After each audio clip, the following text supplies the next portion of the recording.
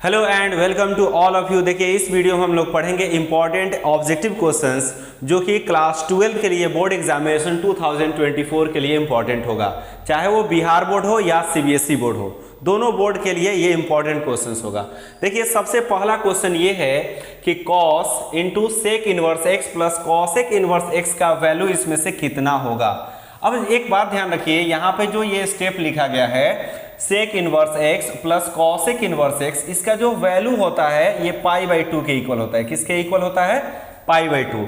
इसका एक देखिए एक फॉर्मूला होता है sec inverse X plus cosec inverse X का वैल्यू होता है पाई बाई 2।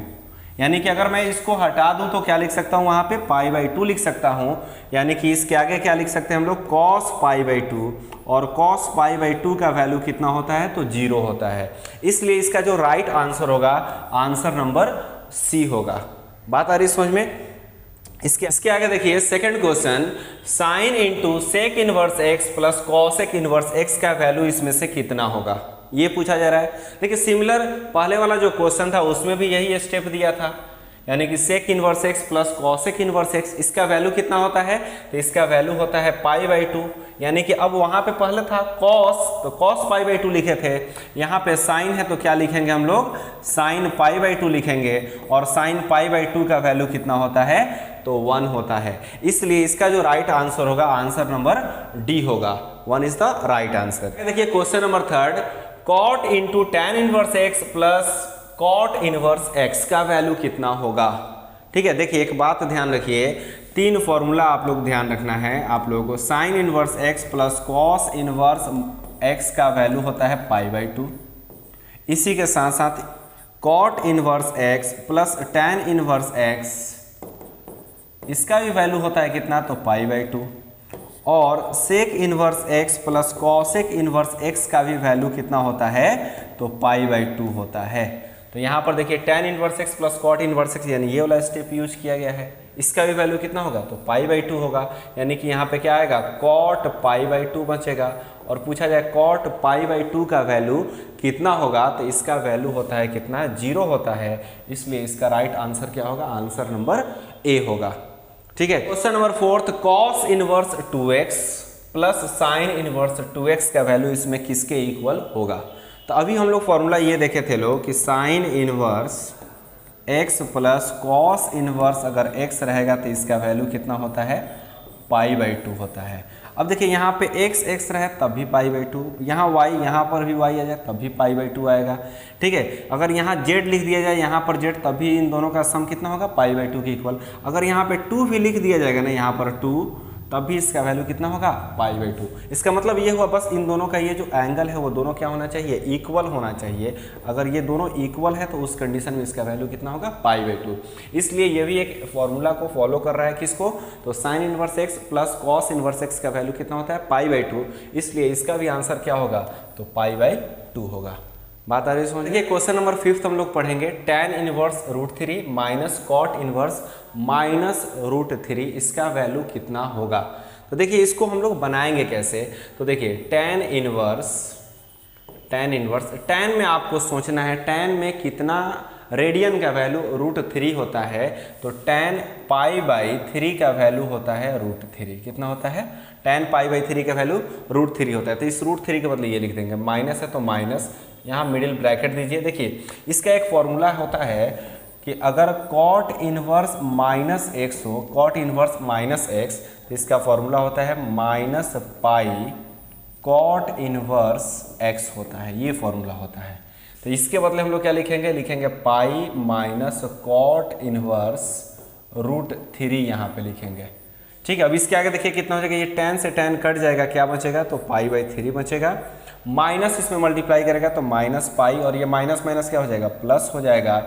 कॉट इनवर्स यहाँ पे लिखेंगे, और कॉट इनवर्स के साथ कॉट में पूछा जाए कि √3 कितना रेडियन का वैल्यू होता है, तो कहेंगे कॉट पाई बाई 6 का वैल्यू होता है। किसका होता है पाई बाई 6 का।